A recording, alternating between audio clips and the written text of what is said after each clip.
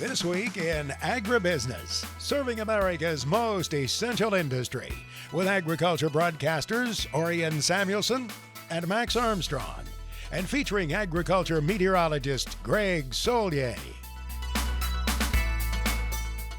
This week in Agribusiness is brought to you by Case IH and your local Case IH dealer. Volatility in the commodity markets as the USDA releases their February supply and demand estimates. Hello everyone, welcome to This Week in Agribusiness. I'm Mike Pearson here in the studio, and we'll be discussing the market report released by USDA here in just a moment. But first, Max has an update for us on the changing faces of decision makers throughout the agricultural industry. Mike, it's a little different story that we share this weekend on This Week in Agribusiness, one of inspiration to pass along some guidance to young women who might be considering a career in agriculture, but they don't think they want to be a farmer necessarily, producing directly crops and livestock. This week, they observed International Women of Science Day, and one of those women of science runs the largest division of Bayer. The head of Bayer Crop Science North America, Jackie Applegate, who was the first in her family to go to college and then worked her way through her career wearing a hard hat and wearing boots, and today is leading that big corporate partner for U.S. agriculture. Jackie joins us this weekend here to talk about young women and their aspirations to go into science. Oh, well, good morning, Max, and thank you so much for having me with you today. As you stated, I was the first to graduate from college in my family. And, I always had a passion for science, and I earned my undergraduate degree in chemistry. And, I went on to get a PhD. And, there wasn't a lot of women at that point in time, if you go back 30 plus years, really in the sciences. And I, had this passion for R&D, but I was always an individual that was really interested in the applied sciences and basically, solving problems. And, that love of solving problems is really, put my passion into what I throw myself into to the North American crop science business, because I'm always about focused on solving problems for our customers so they have the best solutions in agriculture. As we've just celebrated International Day of Girls and Women in Science, what advice do you have for that next generation of leaders coming up in agriculture? Yeah, great question, Max. I'll tell you what, through my education and also, just the career experiences I've had is, what I would say is just don't ever hold yourself back. Be all in. It's really one of the guiding principles that's, kept me grounded through my career. And, I, think what I just said really applies to everyone. But I think often, women, and I can just speak from this from a personal perspective, and some of the colleagues I've worked with through the years, we often can, because we multitask and we, question ourselves on the balance of, our career and our family, we can sometimes, have to really establish and set those priorities. And I'm an individual that, can really say, you can really have it all. So just, follow your passion and go all in. We have so many bright minds in the world that, have interest in solving really pressing problems of the world. Like we have climate change and sustainability and advancing fundamentally health and nutrition for society as a whole. And, if you have that passion, step up, go all in, and really follow your purpose and your dreams. That's really what it's about. How does Bayer, as a company, foster this next generation coming on? What do you do from a corporate standpoint, Jackie? Yeah, no, I mean, that is something that we all need to do is really, invest in our youth. So we're really about supporting the youth of today that are our leaders of tomorrow. And, we're really proud to work with organizations that foster and young people leadership. And that's like National 4-H and Future Farmers of America, and I'm actively engaged in these organizations, and you see such fresh, exciting ideas coming from young people today. they've had a different point of view in the world. And no matter if they're from, and many of these organizations historically were from rural, but today they're branching out into the urban markets. And that makes really such a difference. So, it's getting those young students with their passion and excitement for making a change in the world, giving them the right leadership skills at a young age. And that lets them apply to sciences and to the world of agriculture to really, be that next generation of leaders. And that's what we need because, people like myself, I'm getting old. I don't think so. When we go back home, there tends to be a flood of memories. I know when I return to the home area in southwestern Indiana, farmers of my youth and others in the community who inspired me come back to mind. When you go back to Union, Ohio, which, if I'm not mistaken, is southwest Ohio, what reminders of inspiration do you see there coming back to you? Things that helped you to climb to where you are today? Yeah, no, great question. I grew up in the rural community in Southwest Ohio, and growing up, there was about 1,200 people, and there's 7,000 today. And my family's been there, since the founding of the city of Union. And I can tell you, I grew up surrounded by agriculture, and I grew up in the restaurant business. In the restaurant business, it teaches you, one, hard work. Because I was, started out as a bus girl and went and worked in the kitchen and waiting tables. And, so the ethic of hard work is something that, putting your mind to it and getting the job done is always something. Also, growing up in a small community, the idea of service. How do you serve others and how do you help others and do good? Jackie, thank you for your guidance and your inspiration. We appreciate it very much. There you have it, Mike. The head of North America for Bayer Crop Science, Jackie Applegate, laying it out there, being very candid about the opportunities that are ahead. As a father of daughters and of granddaughters, it's an important subject by all means. And of course, our friend Mr. Samuelson has addressed that as well in his book many years ago. You can't dream big enough.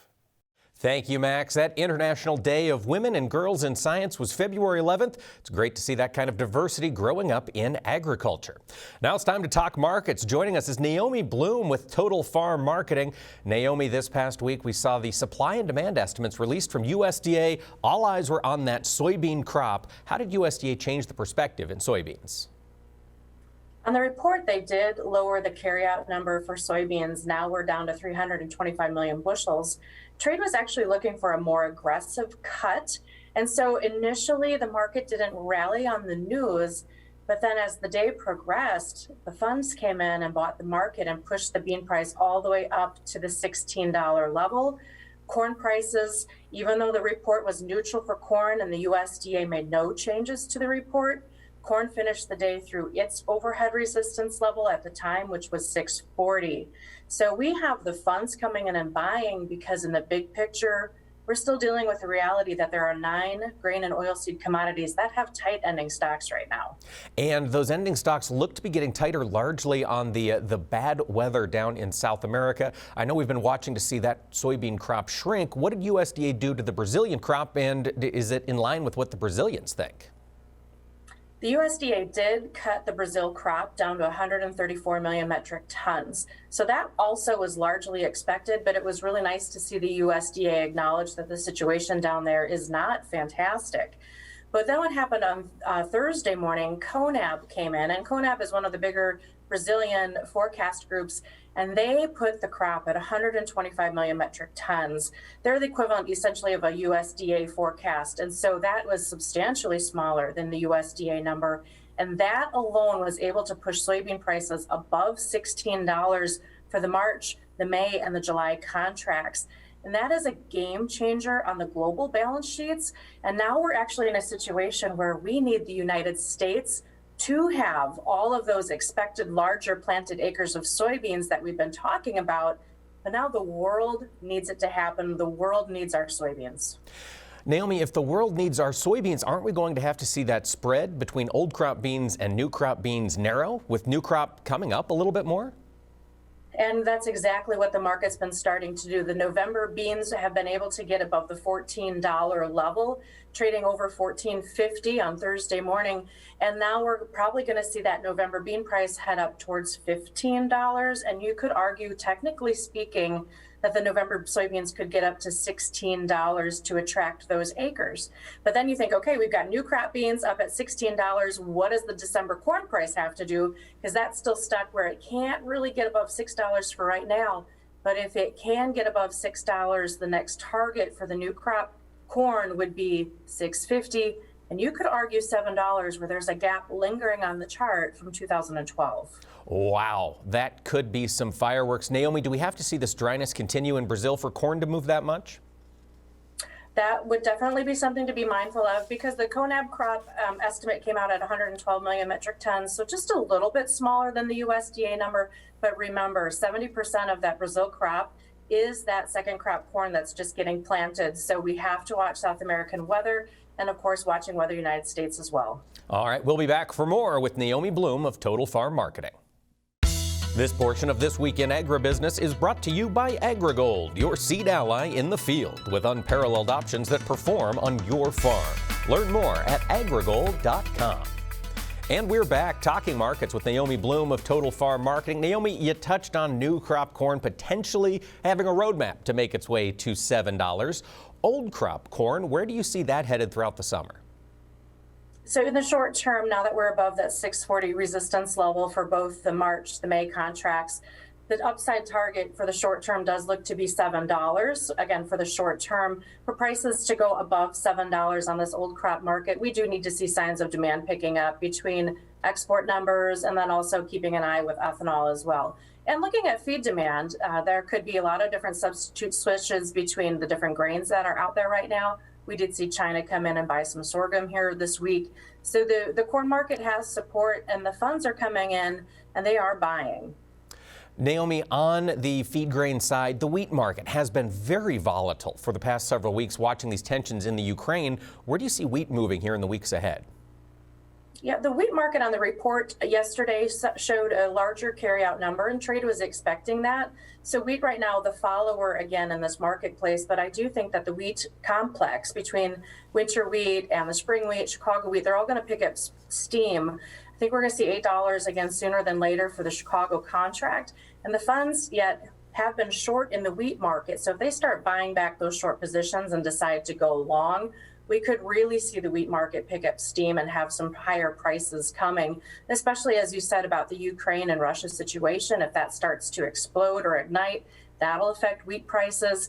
And as far as, being a follower in the complex right now, if the fund money is coming in or other investors are coming in to start to buy grains, wheat has been a little bit cheaper here recently, so that's going to be looking attractive for some investors. Speaking of higher feed grain prices, that has certainly put the damage to dairy producers. Naomi, the dairy market has been, again, wildly volatile over the past year. Butter has been going crazy. Fill us in. What's going on in the dairy markets? The big picture is that we've got lower production and still strong demand here in the United States and around the world. And so the milk production numbers have been coming down. And then most recently, the USDA said this week that they think that the heifer replacement is going to be down 3%. That is significant. So we're going to have less animals. We're going to have less production, and now with high priced grain, that might affect production numbers as well. So that's why we have $22 milk futures right now. And that's why that we are seeing the higher priced butter, and we're seeing higher priced whey and higher priced cheese. And the demand is there. The consumer loves the dairy complex, and our export markets continue to be strong as well for all dairy products. All right, Naomi, the hog market, can it continue to scream higher over $110?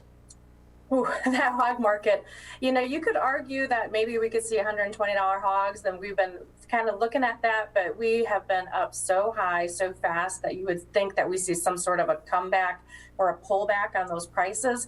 But again, when the industry is dealing with PRRS virus really just igniting throughout the Midwest, we're kind of in the situation where we're trying to understand how much of the herd has been affected and what's that's going to be meaning for our overall production going forward. All right, things to keep an eye out for. Naomi Bloom of Total Farm Marketing, thanks for joining us this week. Chad Colby's look at agriculture technology comes your way next, brought to you by the IBM Watson Decision Platform. combining AI with Internet of Things data to help agribusiness increase yields, improve quality, and drive sustainability. Each week, our tech guru Chad Colby shows up with more innovations in the world of technology. And as we put these into use in our homes and farms, it's important that they're able to connect to the internet. Well, Chad's got an update on some of the new technology in that realm. By chance, have you shopped for a new router for your home or business lately?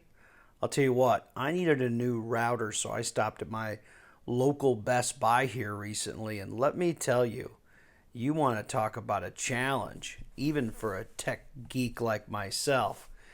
After talking to one of their experts, I got a little bit more know-how and settled on a machine from Netgear. Now, it's the latest Wi-Fi 6, and essentially that means it's the fastest thing out there.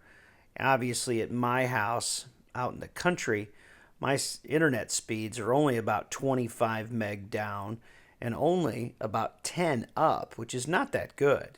But that's what I got. As far as hooking it up, you literally take it out of the box, plug in the incoming internet feed, as you can see that yellow line, plug it in to power, and then, honestly, you download the app. Once you put the Nighthawk app on the phone, it walks you right through the process. And let me tell you, this thing is really slick. I've used it here for about a week, and there's some pretty cool features. I love how I could do speed tests right away just to make sure that my system's running as fast and as optimized as it can. That's one of the great features. It has a lot of parental features as well if you have kids at home. And check this out. You can go to your device manager, click on any of the account, and suspend it instantly. And you can turn it back on. I've had some fun with that with the kids. Before you go shopping for a router, make sure you know how many users or devices you're going to have on your system.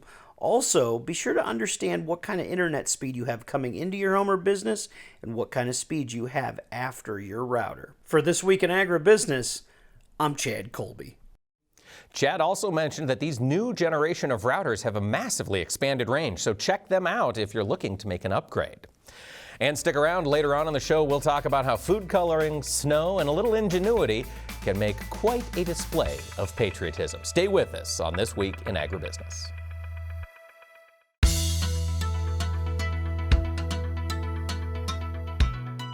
Last week, the National Cattlemen's Beef Association held their annual convention in Houston, Texas. I had the chance to travel down there and connect with cattle producers from across the country. Lots of them were excited about getting some building done in 2022, but they were concerned about pricing. I talked to Mark Ersman. He's the owner of Midwest Beef Systems, and they build confinement cattle facilities around the country. And I asked him which construction products were seeing the biggest hike in prices. 2020, we saw the biggest impact in the lumber market. So some of the materials quadrupled in price in a matter of a few months, and then that settled back down. We really thought it was going to rest, but just recently, in the past 30 days, we've seen some small spikes again there. But the steady riser, the biggest riser, has been the steel. It took off early 2021, and it just continues to rise. And the folks that I buy from are advising that they think we're going to continue to see rises most of this year. Maybe it'll settle down fourth quarter, but we'll just have to wait and see. Communication matters this year. Mark stressed that retailers are really struggling to lock in their prices, so make sure you're talking to them if you're planning on doing some big building projects this year. While I was in Houston, I also had the chance to connect with economists who keep their eye on the beef industry. And one of those was Brian Ernest. He's the lead protein analyst with CoBank. And I asked him to give me a heads up on what they're expecting in the beef market for the remainder of the year. Well, I think it's relatively positive. It's easy to be optimistic about the meat industry in general, but beef seems to be having a lot going for it. You think about the strong consumer demand that's gravitated towards beef in 2021. We've seen that from a retail perspective, but also the food service side did relatively well despite some challenges. Some obvious shortfalls there in terms of consumer behavior and what they had access to. We saw a strong uptick in exports from the beef sector, that standpoint. I think it's easy to be optimistic about that side of the equation too, thinking about export opportunity in China. That seems to be sticking around for the beef side of the equation. Notable headwinds, I think, thinking about stronger feed price environment, we're going to have notable higher grain prices for corn and soybeans. So, that's a potential challenge when we look at 2022. But also some drought conditions in the, in the western portion of the cattle feeding sector. So, it's not without its headwinds, but overall, a lot of reasons to be optimistic about what's going on for the industry right now. Brian, you watch a lot of how consumers approach proteins in the grocery store or in the restaurant. What are you seeing for consumer habits? Have they changed throughout the pandemic as it relates to the protein market? Yeah, and I think we've seen a consumer that is more willing to cook again. So I think that's one thing where they want to have access to a protein source that is both nutritious and tastes good. They also are looking for one that's relatively reasonable in terms of the price point. So the stronger inflation that we saw in the back half of 2021, that's creeping into their consumer behavior. Some of the mind thought of what they want to put in the basket. So while that's a concern, thinking about the upcoming year and taking on those higher prices, for now it seems like they're able to absorb some of that price pressure from these higher beef prices we're seeing. You mentioned the demand you've seen over this past year from China. What other international markets look appealing for the U.S. beef sector? Well, from South Korea perspective, I think there's been notable increases there. China's been one that I still kind of think about. Is this going to be a long-term situation where we'll see support for beef? We've seen pork shipments from U.S. to China slip a little bit. Same thing on the poultry side, but beef has remained strong. And from what I'm hearing, it has a lot to do with preference, thinking about the taste preference and the quality that they're seeing from U.S. beef producers. So, that is one thing that it does seem like it's going to continue to carry and, overall provide support from an export standpoint. Brian, you touched on the high feed cost. That is a huge theme for producers this week. When do you see a break coming in the feed cost, or will there be? It's a bit difficult to say. Looking at South America, I think the focus is there in terms of what the crop conditions are, and for now it seems like the market is anticipating that we're going to see some higher grain costs continue this year, potentially into the planting season. So once we get into those stages, we'll probably have a little bit better, clearer picture of what's going on. But then again, you can have some swings kind of leading into that time frame as well, especially if we have some weather concerns. Yeah, weather's always an issue. Brian, before we let you go, alternative proteins. Are we seeing the U.S. consumer embrace these plant-based protein options? Still a bit difficult to say. I think that particular item does a little bit better in the food service sector, which has been difficult for consumers to make their way to it. So is it that they just don't necessarily have access to it or through the normal channels? I think when we're at an eating occasion with a group, there may be one person who doesn't necessarily want beef on their plate, but we're not going to make sure that we'll still invite them along. That's a little bit easier to make sure that sales keep up in that space from a food service perspective. Has some struggles at the retail space. So, I think once we get back to maybe more of a normal pattern, we'll have a little bit better data. This was really kind of an emerging space prior to 2020, so still a little bit difficult to say where that fits in. Despite the challenges that these producers had faced over the past 2 years, the optimism was palpable while I was down in Houston. Hopefully the cattle producers have a better year in 2022. Later on in the program, we're going to talk about a farmer's patriotic display in northern Illinois, so stay with us on This Week in Agribusiness. This Week in Agribusiness, serving America's most essential industry, is brought to you by Case IH. Thanks for joining us on This Week in Agribusiness. The wintertime learning season is underway, and recently I had the chance to be in Des Moines at a meeting for the Iowa Soybean Association. And while there, a lot of the conversation was about fertilizer. So I spoke with Jason Trundle. He's the Director of Market Intelligence and Research with the Fertilizer Institute, and I asked him what was it that made fertilizer prices such a powder keg in 2021.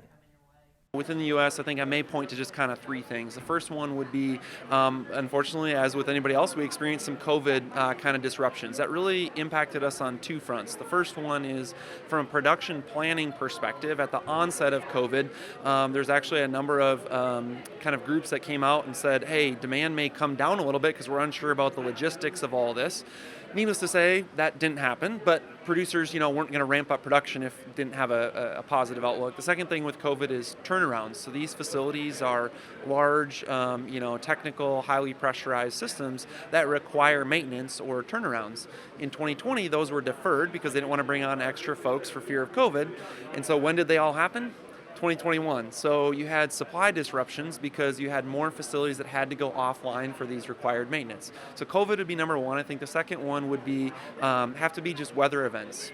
So the February freeze had a significant impact. We lost 350,000 short tons of nitrogen production, which represents a little over 2% of our annual capacity in the U.S. just from that storm alone. Then you also had Hurricane Ida, right? So there's all these kind of weather disruptions. So COVID, weather disruptions, then the third one is just the trade disruptions as a whole. I asked Jason what potential issues farmers might face as the 2022 planting season gets closer. I think one of the challenges we'll continue to face is here in the U.S., fertilizer touches at least one truck in its life cycle. And so driver shortages, challenges around trucking, whether it's availability, all of that is going to continue to be a challenge to get things to the local market. But hopefully at this point we slowly are starting to work out all those kinks, but there's always going to probably be some challenges related to the logistics. Jason stressed this is a year to talk early and talk often with your retailers, as those last mile logistics, getting the product from the retailer to your farm, could be the challenge here in 2021. And next, Chad Colby is back, and he's got a big question for a lot of you maybe looking at making some purchases in this upcoming year.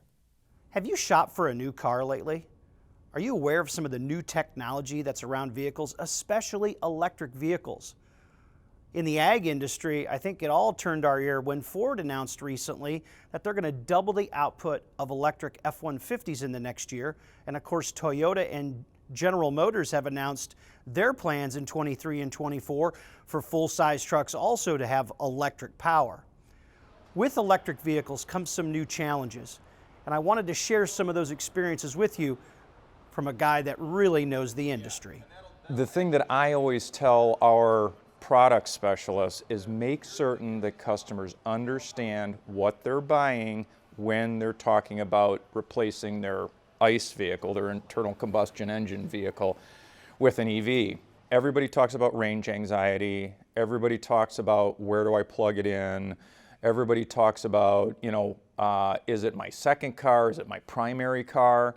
So, there's, in one of the things that the manufacturers are really, really concerned with is making certain that the sales staff is as fluent in EVs as the customers are, because everybody's done a lot of research on these things, and you just have to be very, very upfront with people.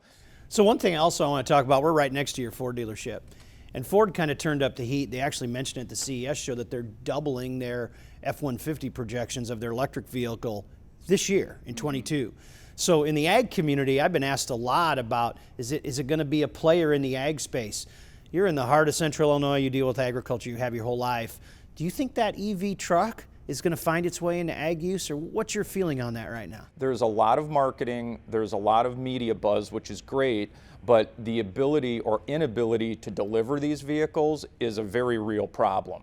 I think the F-150 Lightning, I think the electric Silverado, the electric GMC Sierra, I think that those will be adopted. I think it works well in an ag setting, but they just can't get these things produced quickly enough. I mean, there's definitely a demand, but again, I think that there needs to be a whole lot of education as to what they'll do and what they won't do. There's certain applications I think it'd be perfect in. There's other applications, as we were talking about with you and being on the road as much as you are, it doesn't make as much sense.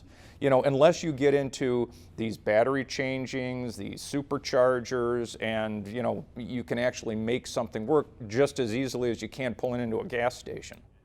You know me, I love new technology, and the technology around electric vehicles is amazing. And quite honestly, I'm looking forward to it, but make sure you do your homework first. For This Week in Agribusiness, I'm Chad Colby. Thank you, Chad. It will be interesting to see how those electric vehicles and electric trucks work their way into the transportation system that we have here in America.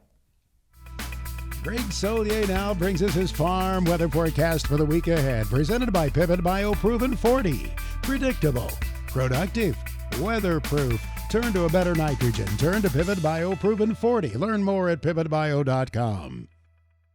It's time to check into the weather. Greg Solier joins us. And Greg, how do things look out on the West Coast? Well, fairly quiet, uneventful. Unfortunately, Mike, another series of systems coming ashore into the Pacific Northwest, where we have had drought improvement along the Cascades and westward, parts of the Rug River Basin as well into western Oregon. And that's essentially it outside of a couple of pockets in through Montana and sections of the Dakotas. These are fast-moving disturbances, and one of these fast-moving disturbances will be the kicker, as we call it, the weather business, to get some action going across the plains and Corn Belt locales later in the week. The cold air is retreating across the Canadian prairie. Temps have been all over the place. How about some of those 80-mile-an-hour winds downslope into parts of Montana last week? In any event, this system plows on through. It'll drag a cold front into the plains, central and northern areas, a mishmash of rain and some snow. At least it's moisture, cooler air, high pressure to the Pacific Northwest, Northern California. So very little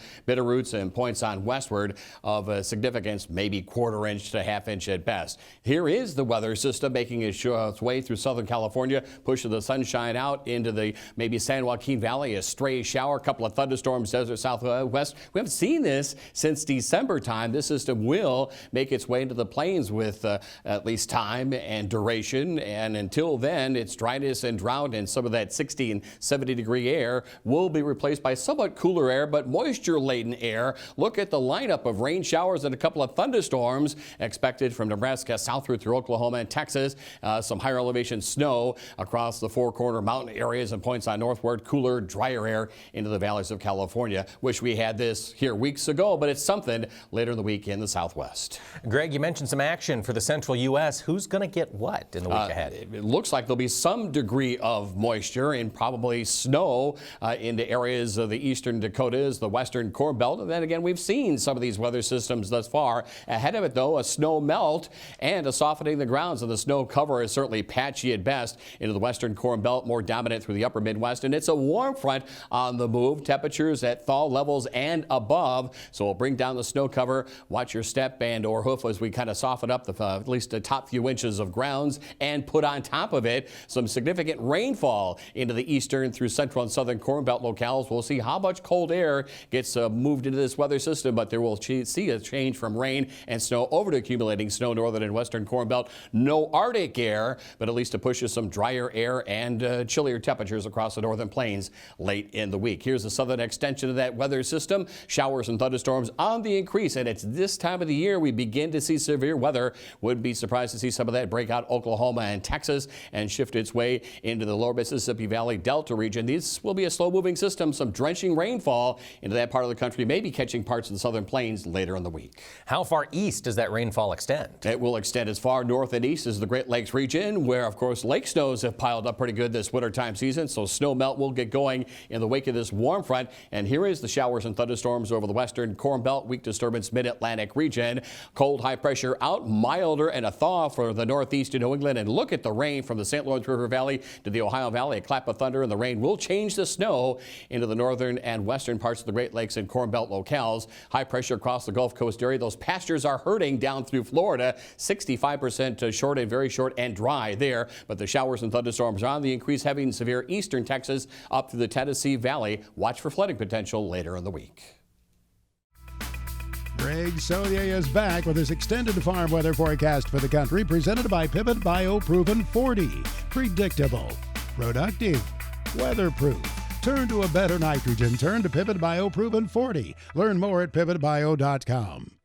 Well, next week is Valentine's Day. Greg, on Monday, what's the precipitation forecast look like next week? Well, maybe some snuggling up weather with the moisture coming on down in one form or another, I suspect is the best way to call it. And it will come down, everything but the kitchen sink, I think, next week from some drenching rainfall, probably some stronger storms in this part of the country. Look at the rainfall. This is all rain, 1/2 to 1, maybe close to 2 inches, parts of the eastern and southern Corn Belt. Watch the runoff, the streams and rivers, the snow melt, etc., so forth and so on. And there will be, it's not Arctic air, it's not super cold air, but enough changeover here to get some organized snows for parts of the northern and western Corn Belt. Absent is the snow cover and the moisture for the plain states, scattered 1/4, 1/2 inch, something like that into the northern reaches of California, Pacific Northwest. Drought continues on there, but the story is over the southeastern half of the country for this week.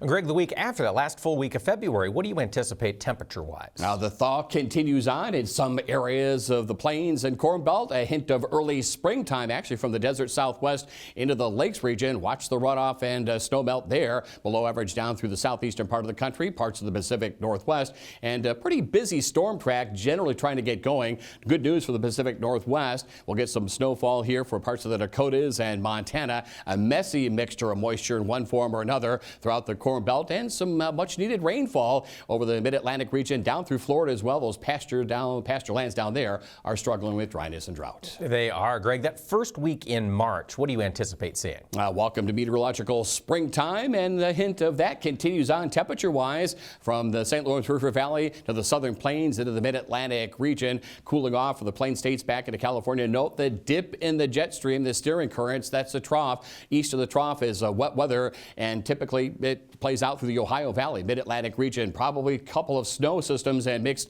moisture makers for the heart of the Corn Belt. Parts of the northern and central plains, and some late season snows for the Pacific Northwest. Normal moisture in the southwest. Back to dry time down through Texas and the Rio Grande.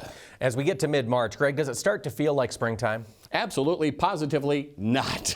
Welcome to La Nina. We've talked about this. It means either an extended winter season or a delayed springtime season, and we get a pretty good slug of cold air, almost midwinter in fashion, over the heavier snow-covered areas of the Canadian Prairie, upper Midwest, some cooling into the central plains, the warmth, if you will, for the spring breakers, California, down through Texas, the Gulf Coast, in the southeastern part of the country. You get that temperature range, you know you got plenty of moisture coming on down. Not the great, at least not the worst of news, I should say, Pacific Northwest, northern and rocky areas, but a active weather pattern. Snow and ice and rain as well for much of the Corn Belt into the mid-Atlantic region, as well as the Florida Panhandle. Next on This Week in Agribusiness, it's Max's Tractor Shed, spotlighting another great American tractor.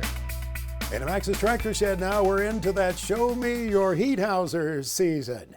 We have a look at a windbreaker in Ohio this weekend at Max's Tractor Shed, brought to you by Store-Lock Tool Cabinets. You hear me talking about them every weekend here? Well, you can see them in person if you go to the Louisville Farm Show. Store-Lock will be there every day.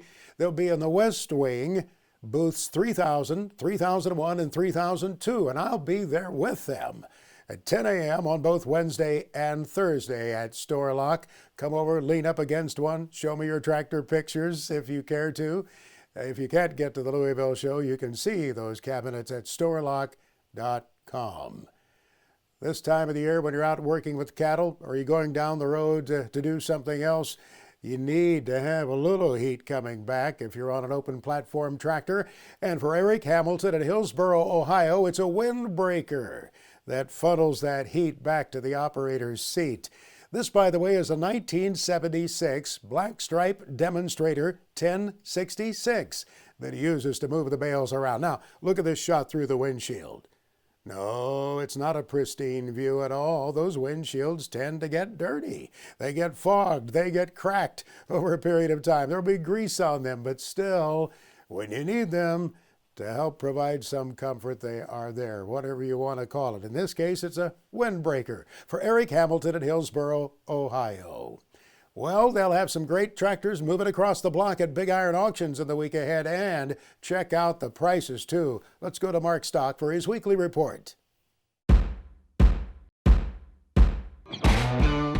Well, Max, we've been doing the farm show circuit here at BigIron.com, and we'll be in Louisville, Kentucky next week at the National Farm Machinery Show. Come on by, folks, and watch the February 16th auction right from our booth. We'll be selling a 2016 John Deere 7230R mechanical front tractor that's located in Lamar, Colorado. We've got a lot of nice equipment selling for Sun State Rentals. If you're looking for light towers or loader backhoes, check out those items. Ish Dairy out of Gridley, Kansas is one of our featured sellers. They'll be selling a 2017 John Deere S670 four-wheel drive combine on their retirement sale. This machine only has 647 hours on the separator. They're also selling a John Deere 7930 mechanical front tractor showing 4,133 hours. You've got a John Deere 6430 tractor with a loader, and check out the 1993 Peterbilt 377 tandem axle grain truck with a steel box and hoist. A total of 146 items will sell on this retirement sale in Gridley, Kansas. Now, Phil and Mary Heidemann, they are retiring from Dakin, Nebraska. They've got a Case IH Early Riser 12-row 30 planter,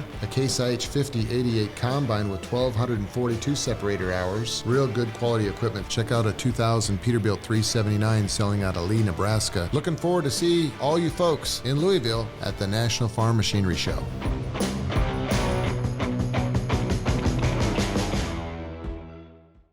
This Week in Agribusiness is always proud to salute the FFA, and this week we're getting to know Katie Zimmer. She's the Vice President of the Wisconsin State FFA. And Katie, what are you excited about as 2022 rolls on?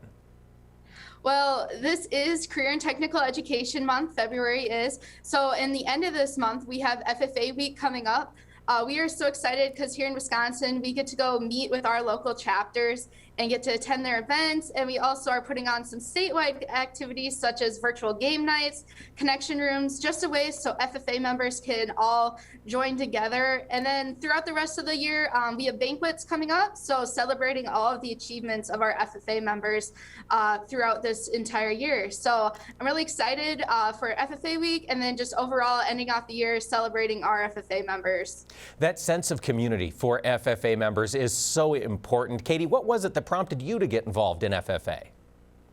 My family had a dairy operation that we had sold, and my spark for agriculture just wasn't there. And then my mom was like, you should go to this meeting. And when I first got to that meeting, I saw the sense of community that those officers had and the other FFA members playing games together. It just seemed like a place that I wanted to be a part of.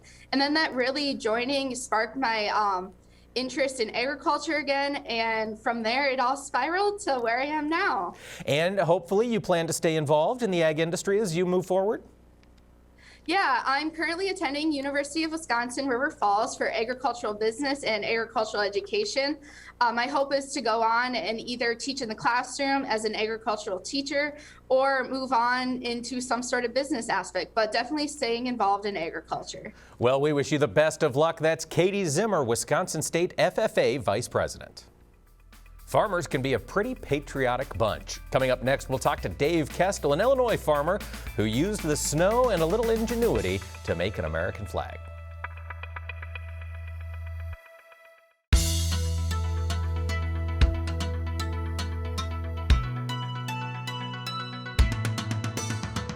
Social media for agriculture is both a blessing and a curse. It allows us to get our story out there, but it also allows some misinformation to spread very quickly.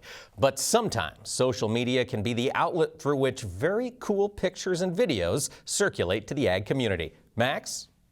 Yes, Mike, it was all over social media over the past week, that flag in a snowy field somewhere south of Chicago. We caught up with the farmer who put it out there. Dave Kestel is very, very proud of his agriculture roots and of his American heritage and of the U.S. flag. I bleed patriotic, Max, and I actually came up with this idea a year ago winter on the same field where I made a great big Pioneer logo out here, and then I got to thinking, geez, I can step up my game. And so I've thought about this for a year. Let the record show you've been out here before with your tillage tool, carving in the field some images too. Yeah, actually right back here, just a few hundred feet, is where I did that this past spring, where I made the American flag and the cross. And I believe I did that on Good Friday. It was just a couple days before Easter.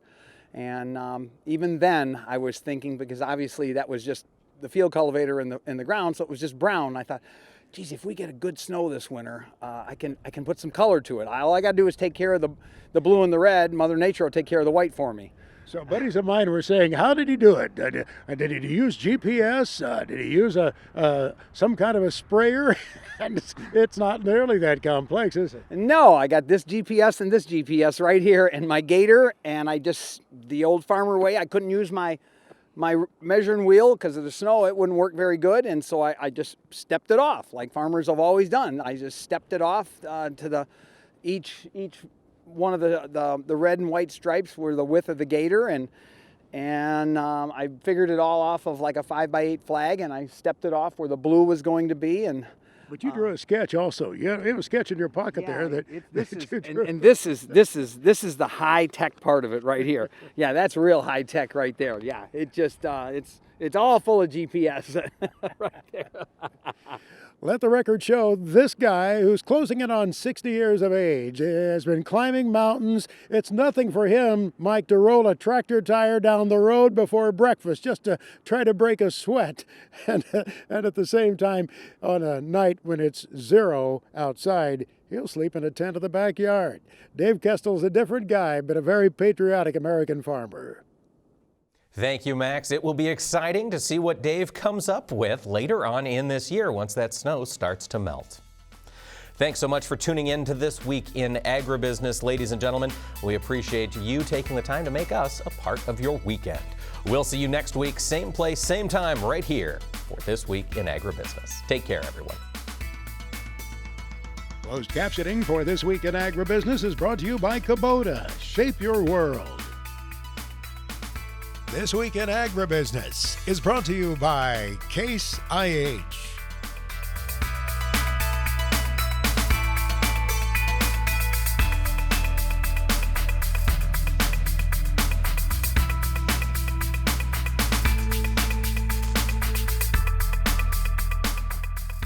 This Week in Agribusiness is produced by Omax Communications in association with 22 Creative Group. We invite you to visit us online at agbizweek.com.